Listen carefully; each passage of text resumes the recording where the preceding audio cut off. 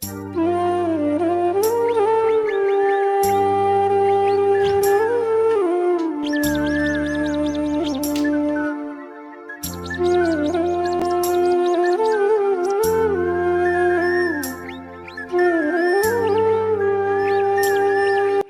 সকাল বন্ধুরা, সবাই কেমন আছো? আশা করছি যে যেখানে আছো সবাই খুবই ভালো আছো। আর তোমাদের আশীর্বাদ ভালোবাসায় আমরাও খুব ভালো আছি। আমি টুকুন লাইফস্টাইল ব্লগে তোমাদের অনেক অনেক স্বাগত ভালোবাসা জানিয়ে আজকের ভিডিওটা শুরু করছি। আর এখন সকাল 8টা বাজে। এখন থেকেই তোমাদের সবাইকে সঙ্গে নিয়ে আজকের নতুন ব্লগটা শুরু করছি। আশা করছি তোমাদের ভীষণই ভালো লাগবে। আর আজকে হলো রবিবার। তো দেখো সকাল সকাল কি দারুণ রৌদ্র উঠেছে। প্রায় এক সপ্তাহ পর রৌদ্র উঠলো।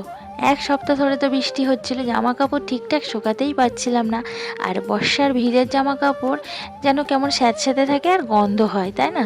তো আজকে রৌদ্র ওঠাতেই আমি সকালবেলা আগে জামা কাপড়গুলো রৌদ্রে মেলে দিয়েছি। তারপর আরও যা যা ভিজে জিনিস ছিল সেগুলো সব রৌদ্রে মেলে দিলাম। আর মনটা যেন রৌদ্রটা দেখে না ভীষণ খুশি হয়ে গেল। কারণ অনেক দিন পর রৌদ্র উঠেছে, তো রৌদ্র না উঠলে যেন একদমই ভালো লাগে না। আর আমার প্রত্যেক দিন জামা কাপড় কাচতে হয়। না শুকালে আমার অসুবিধা হয় ভীষণ, কারণ দাদা ভাই প্রত্যেক দিনের জামা কাপড় প্রত্যেক দিন কেচে দিতে হয়। তারপরে রোজগারের মতো আজকেও সকাল সকাল সংসারের কাজে লেগে পড়েছি। আর আজকে না অনেকটাই কাজ আছে সংসারে। আজকে সব কিছু ধোয়া পোছা করবো আমি, বিশেষ করে রান্নাঘরের মশলাদানি, রান্নাঘরের গ্যাস ওভেন, রান্নাঘরের যা যা যাবতীয় আছে সব কিছু আজকে ধোয়া পোছা করব। কালকে সোমবার করব, তো আজকে সব ধোয়া পোছা করে তারপরে নিরামিষ রান্না করে খাবো। তো চলো আমি ঝটপট কাজগুলো করে নিই, তোমরা আমার সঙ্গে থাকো। আর হ্যাঁ, তোমরা যারা যারা আমার ভিডিওটা এখন দেখছো, কোথা থেকে দেখছো তোমরা অবশ্যই কমেন্টস করে কিন্তু জানাবে। আর আমার ভিডিওটা যদি ভালো লাগে একটা লাইক করে দিও। আর যদি খুবই ভালো লাগে একটা লাইক করে দিয়ে চ্যানেলটাকে সাবস্ক্রাইব করে পাশে থাকা বেল আইকনটি অল করে দিও। তাহলে সবার আগে আমার ভিডিও নোটিফিকেশান তুমি পেয়ে যাবে। তো চলো আমি কাজগুলো ঝটপট করে গুছিয়ে নিই।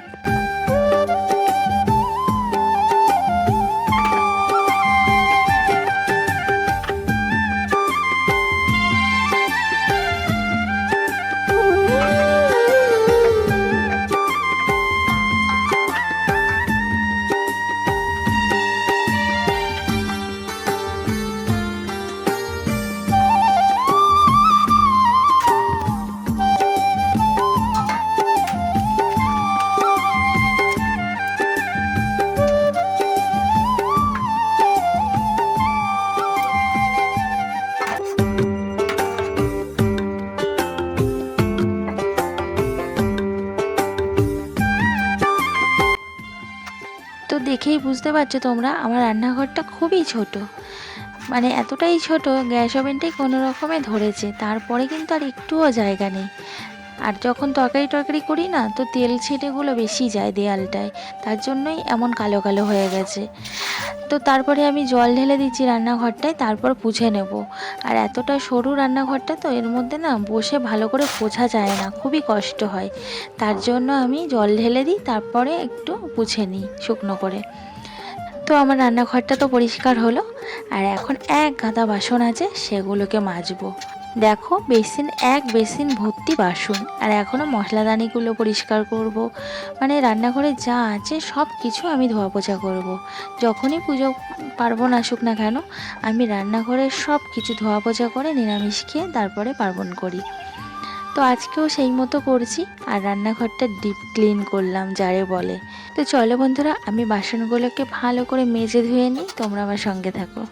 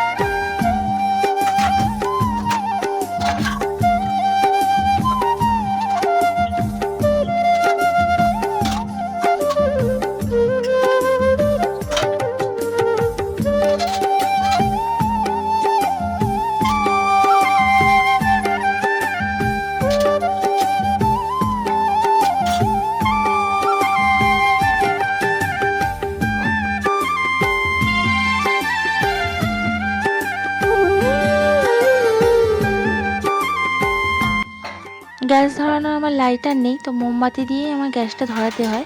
তো ওই গ্যাসের উপরে দেখো সাদা সাদা টোপটা, ওগুলো মোমবাতি পড়েছে।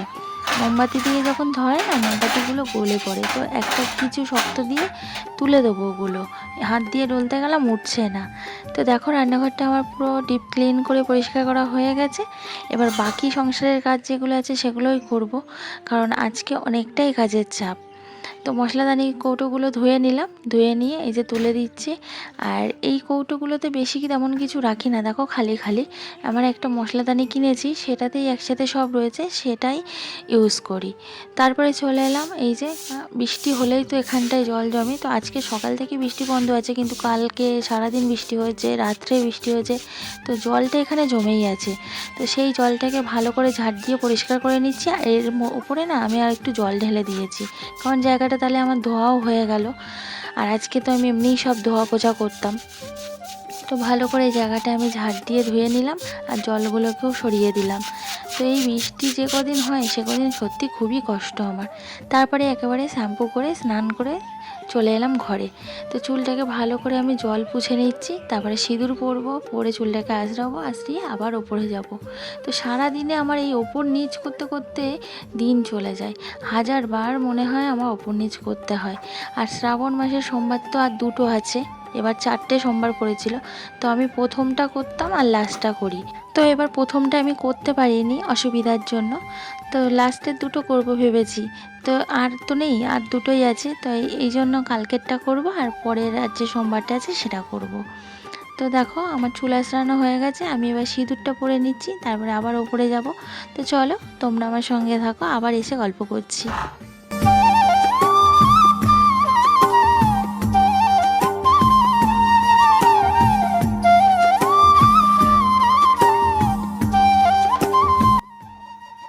তো বন্ধুরা, আমি শ্যাম্পু করে স্নান করে চলে এসেছি ঠাকুর ঘরে। এবার পুজোটা দিয়ে নেবো। এই যে, তো সকালবেলা সব ধোয়া পোছা করে কাজকর্ম করে নিয়েছি, যেহেতু কালকে সোমবার করব। আর যে কোনো পুজোই করি না কেন, আমি আগের দিন ধোয়া পোছা করে নিরামিষ খাই, তারপরের দিনটা পুজো করি। তো আজকেও নিরামিষ খাবো, আর সকাল থেকেই তো সব ধোয়া পোছা করেছি, দেখেছো। তো চলো পুজোটা দিয়ে নিই, এখনো রান্না বান্না বাকি আছে, তারপর তোমার সাথে আবার কথা হচ্ছে। এই যে দেখো সাদা ফুল, তারপরে এই যে জবা ফুল, নীলকণ্ঠ ফুল আছে, নয়নতারা ফুল আছে, সব শাশুড়ি মা তুলে রেখেছে। আর এই যে থালা বাসনও মেজে ধুয়ে রেখেছে, ঘর পুছে রেখেছে। আমি শুধু পুজোটা দিয়ে নেবো, আর কিছু করতে হবে না। সব কিছুই শাশুড়ি মা করে রেখেছে, আমি শুধু শিব ঠাকুরগুলোকে স্নান করাবো, আর সুন্দর করে ফুল দিয়ে সাজিয়ে ঠাকুরগুলোকে খেতে দেবো। তো চলো আমি পুজোটা দিতে থাকি, তোমরা আমার সঙ্গে থাকো।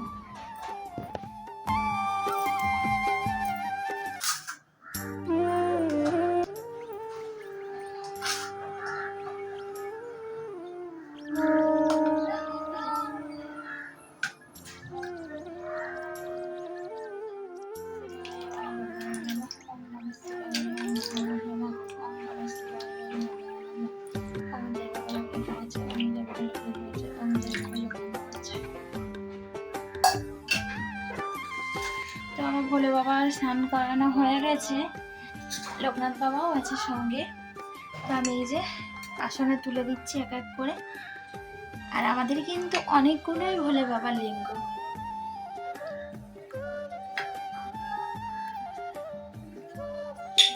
তিনটে ভোলে বাবার লিঙ্গ।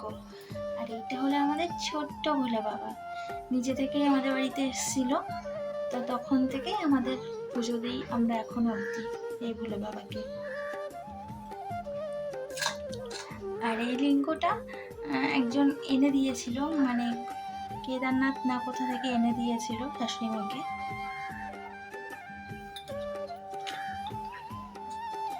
তো আমার ভোলে বাবাকে স্নান করানো হয়ে গেছে, এবার সব ঠাকুরগুলোকে ফুল দিয়ে সাজিয়ে নিই। চলো আমার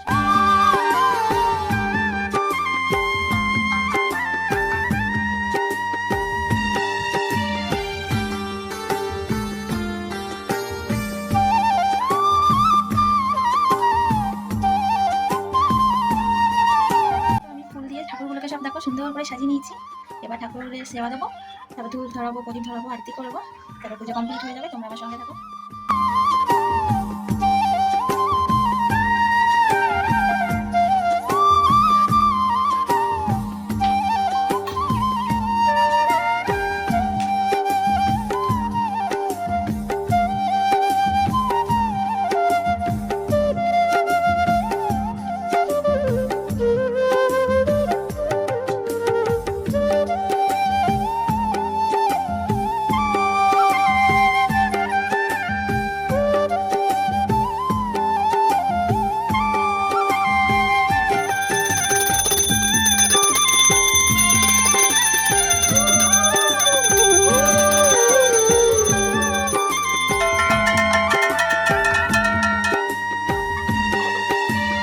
কেমন লাগছে আমার ঠাকুরগুলো সাজানো?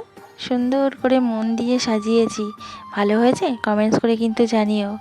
আমার ঠাকুরগুলোকে এইভাবে ফুল দিয়ে সাজাতে ভীষণ ভালো লাগে।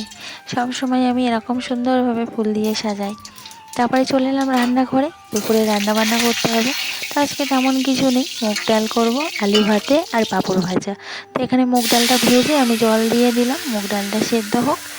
আর এর মধ্যে কটায় একেবারে আলু দিয়ে দেবো। তো চলো আমি রান্নাটা করি, তোমরা আমার সঙ্গে থাকো।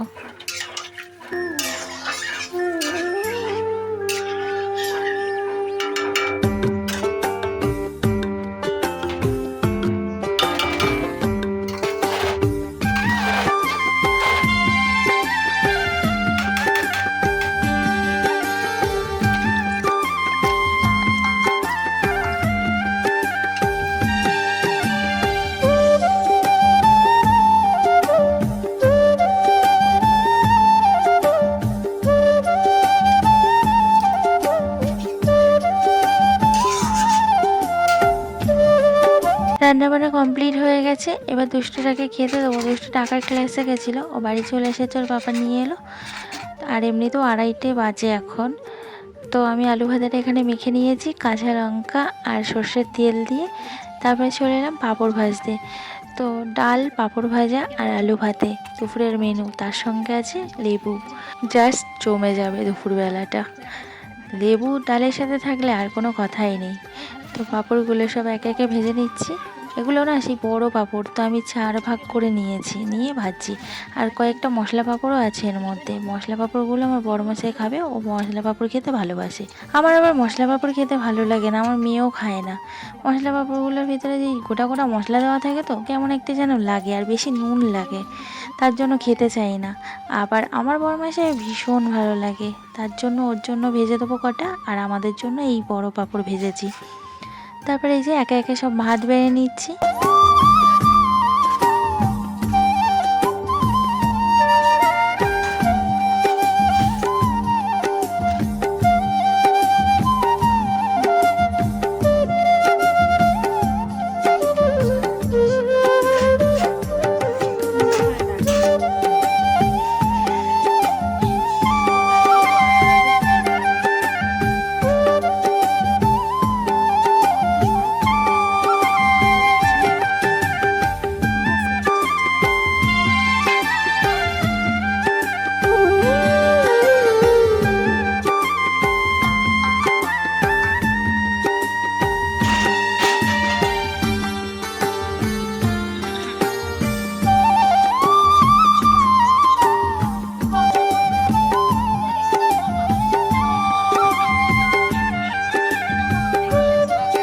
দুষ্টু বড়োটা আজকে বলে একা একা খাবে পাঁপড় ভাজার ডাল, না ওর পাঁপড় ভাজা ডাল ফেভারিট খাবার। মানে একা একা নিমেষের মধ্যে খেয়ে নেয়। অন্যরা মাছ মাংস তৃপ্তি করে খায়, আর আমার দুষ্টু না ডাল সয়াবিন এগুলো তৃপ্তি করে খায়। এগুলো যেদিন হয় ও একা একাই খেয়ে নেয়, কাউকে খাওয়াতে দেয় না। তো দেখো খাওয়া দাওয়া হয়ে গেছে, একটু বসলাম, তো এত জোরে মেঘ করেছে জামা কাপড়গুলো ছুটে আসতে হলো নিতে, না হলে বৃষ্টি এলেই ভিজে যাবে, সব শুকিয়ে গেছে। তো জামা কাপড়গুলো সব তুলে নিচ্ছি।